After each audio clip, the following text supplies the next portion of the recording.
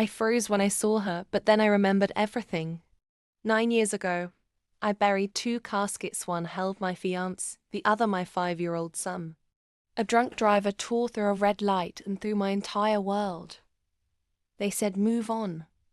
So I did. Not into healing, but into precision, obsession, and vengeance. I became one of the top cardiothorax surgeons in all of Boston. Cold hands, colder heart. My scalpel became my shield. Every beat of a heart under my blade reminded me that two of the most precious hearts had stopped forever. Last Tuesday, the emergency room doors flung open. A 14-year-old boy, unconscious. Chest caved in from a skateboarding accident. The attending shouted, "He's crashing!" But I wasn't listening.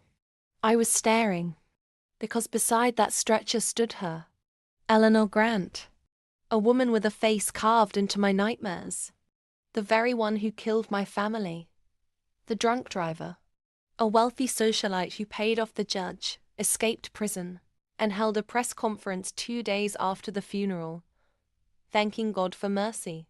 And now, mercy had brought her back to me. Not in a courtroom, but on my table. Her grandson's sternum was shattered.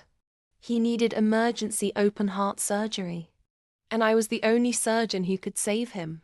She saw me, and she paled. "Dr. Lauren, please, save my grandson." I should have walked away. But vengeance doesn't knock. It carves. As we prepped for surgery, my team moved like clockwork.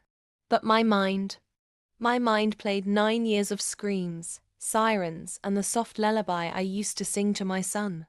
Inside the OR, I could hear the boy's heartbeat erratic, failing.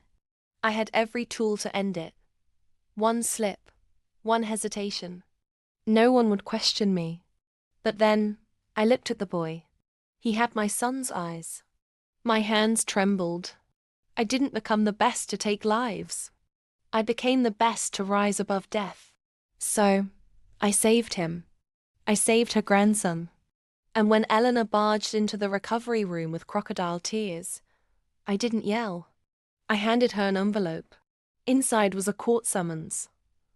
I had found a witness, a retired nurse who had seen her blood alcohol results hidden 9 years ago.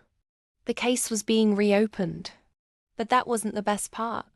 I'd also founded a non-profit Two Hearts Foundation, offering free surgeries to children whose parents died in drunk driving incidents. Funded anonymously by Eleanor Grant's trust fund, which her late husband had left for acts of public redemption. Through a legal loophole, I ensured she would spend the rest of her privileged life funding the very people she once destroyed. Poetic, isn't it? She cried.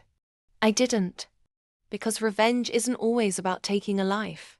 Sometimes it's about forcing someone to live with the consequences. And as I turned to leave, I whispered, "Tell your grandson, the woman who saved his heart was the one whose heart you shattered." Hit that subscribe button if you want more stories with savage twists, poetic justice, and jaw-dropping revenge.